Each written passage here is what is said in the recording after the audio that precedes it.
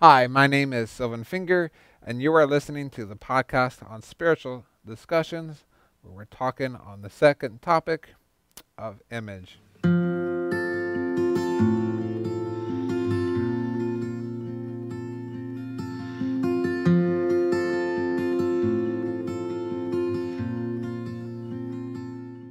And again, thank you for joining me today. And so, when you hear this concept of image, and especially on a spiritual level, what comes to mind? I'd imagine most people would think of the image of themselves, maybe their self-esteem or just a picture that's painted of them, whether it's they themselves have painted or the image of what the general public seems to have of them. I'm sure someone who plays in a sitcom or who has a regular role on TV could imagine that when they play on TV, the rest of the world just thinks of their character that they play on TV when their true soul is actually something completely different aside of what their scripted role is. And so they have that to deal with, but at the same time they could enjoy saying, I watch you on television and I enjoy this personality you've given on television. Most people, though, I'd imagine, want to have their image of what they share with others to be the same as what they believe about themselves. So if they think they were a strong and successful person, they'd hope other people around them would think of themselves as a strong and successful person. A lot of that deals with reputation.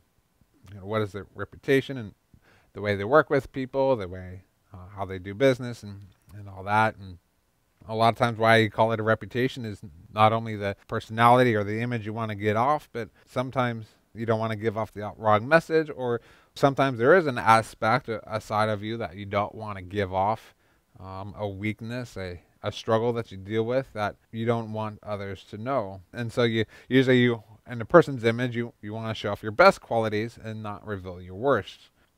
And it's different for each and every person. I'd imagine the men would be more interested in showing, again, how well they've been able to establish themselves and been able to get to where they're at today.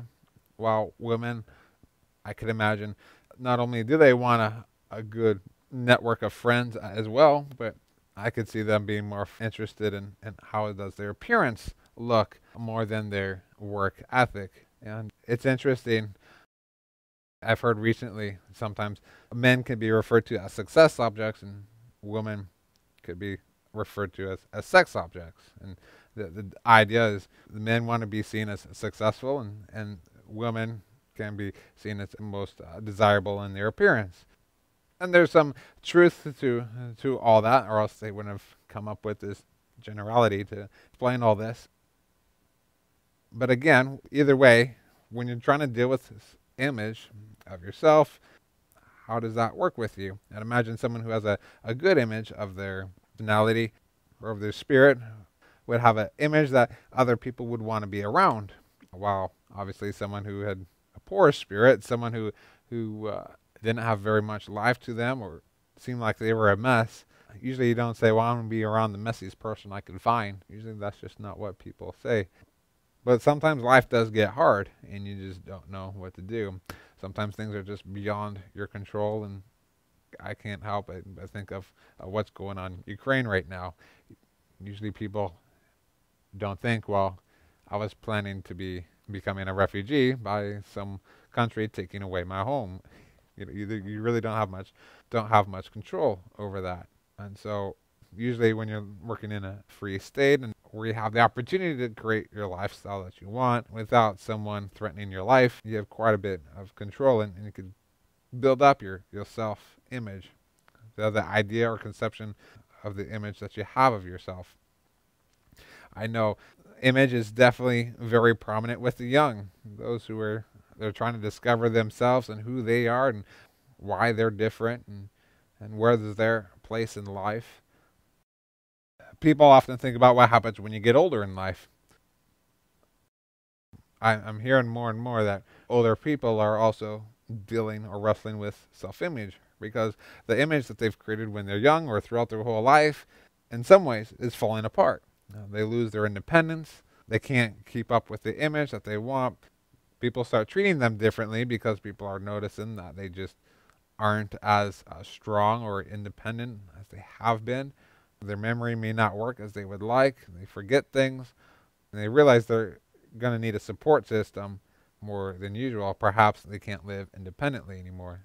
They need someone else to live with. And how does someone who's aging just deal with that? Because they have to face it, and they may try to shrug it off or say, "Oh, I can get it. I'll be stronger tomorrow after a good rest or after a good nap." But if you look at the reality of things and step back for a bit, that's not realistic. And so, again, how do they deal with that? Because their image of being independent is still starting to be no more. They can't go out and get another job because no one's interested in working with them. They're too old. Or other people might wonder, well, where is their support system? If they can't live independently anymore, you just throw them in a care home. And are the people in the care home going to care for them? The idea is that's why you go there, to be cared for, but each care home is different, and unfortunately, a lot of it has to do with how much money is coming through the home. Usually, the more costly ones are the people who've been better cared for, while the cheap ones is just not as much cared for. There is some care there, but a lot of times it can feel like you're just thrown into a room rather than actually receiving the support that you need. And a lot of that has to deal with who's around you that loves you and cares for you. Again, you'd hope that people who are around you, whether in a care home or amongst your family, that they do care for you. But again, that's not always the case. And so the question is, how do you get older? And a lot of it is that there are things that conversations like saying, it's okay to say, yes, I need more help, or how can my family or my friends support me in what I've got out of this, or what are my solutions? Maybe I just need to live in a smaller home, and maybe my family can help me with that, or I can have my friends help me with that, and so on and so forth. And hopefully you have these conversations amongst your friends and family before it's too late, before the doctor starts taking away the person's car, or even things such as finances. You start letting someone else into your life to help you manage and deal with the finances. And again, that's a tough thing for many to deal with, because you don't know how your family member deals with finances and how they deal with it differently and what they think is important. And I'm sure anyone who's been married can know one person's idea of dealing with finances is going to be different than another. And so you have competing views. But again, how do you have those conversations before things get bad? I know that the churches here in Willows are looking that into a little bit more, in the sense of, are the pastors encouraging the people to have their will written, or do they have their finances in order? Or are the people who are older realizing that the talents and the skills or their hobbies that they used to enjoy, they're not able to do anymore? Or do they find some other hobbies where they can serve or enjoy the company of others, and especially their own family? I know most talked about people being put into a care home instead of living in a multi-generational home, because a lot of times people are just too busy to even care for their own family. So my encouragement, for whether you're young or old, is to just recognize your place in life, and overall not let your weaknesses get the best of you. The Christian approach with how do you deal with your weakness, just knowing that Christ has died for those weaknesses, and has, wherever you're lacking, you will be made complete, especially when Jesus comes and takes all his faithful Christians, those who believe in Jesus, to heaven, or the new heavens and the new earth, when Jesus comes again, and we'll have a restored body just like Jesus did when he rose from the grave. A lot of people do look at Psalm 139:14. I praise you, for I am fearfully and wonderfully made. Wonderful are your works. My soul knows it very well. You could say this is you are a special verse. And this is the verse where God has created each and every one of us to have our own image and have our own personality. And we should embrace those. But whenever we see our faults, and especially when we have others who see our faults, we don't need to shy away or try to pretend that they aren't there, but rather just recognize that they are there and know that we can give them to the Lord, because as each person has their own weaknesses and the ways that they just struggle getting through. Some traits about them they wish they would have had. Maybe they realize they have more brains than athletic abilities, and they'd rather be more athletic than just be some brainiac. Or we talked about body image. Maybe people recognize they don't have the body figure that they were hoping for, but yet God has created us in each and every way. And if someone's dealing with a failing organ or something like that, or wasn't developed correctly where they could walk from the time they were birthed, they could wonder, well, did the Lord create them as a joke? Are they just an accident? And yet God created them for a purpose. The scriptures, especially when Jesus came, it talks about how Jesus came not to, this person didn't have this handicap because they were a joke, but that God can use them to do great things and reveal great things. And in this case, it was to reveal Jesus' power and how Jesus was able to heal this man and restore him and just show the power of God. And which also begs the question, well, is any weakness I have, can I bring it to the Lord, and can God restore it to me? Yes, maybe no. It doesn't hurt to pray for it. When going back to my last podcast, I can see how people don't like that answer. Well, which one is it, Sylvan? Is it yes or no? Whether you find yourself restored or not, the comfort is in knowing that through Christ you are made perfect.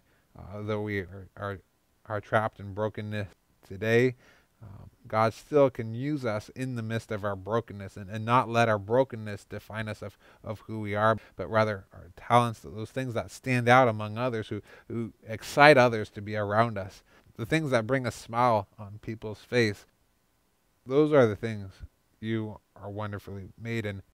And God takes you both in your strengths and your weaknesses, and he just makes you your own. I like 2 Corinthians 5:17, where that says, therefore, if anyone is in Christ, he is a new creation. The old has passed away, and behold, the new has come. Again, if people just allow Christ to work in their heart, to have a relationship, to work on their soul, they can become a new person. Again, not that the weaknesses go away, but that there's a new perspective that your weaknesses don't define you. So with that, I thank you for joining me today. Encourage you not to get caught up in it, but just have in the back of your mind, knowing that whatever you have, just let whatever skills and talents that God has given you, responsibilities, or even good looks, let them all be used for the Lord. A lot of people like to use these things for selfish reasons, but give them to the Lord, who tells you what is good and how to use these things that God has created you so craftfully and made you wonderfully made. And so with that, God's blessings to you, and may things be well with your soul.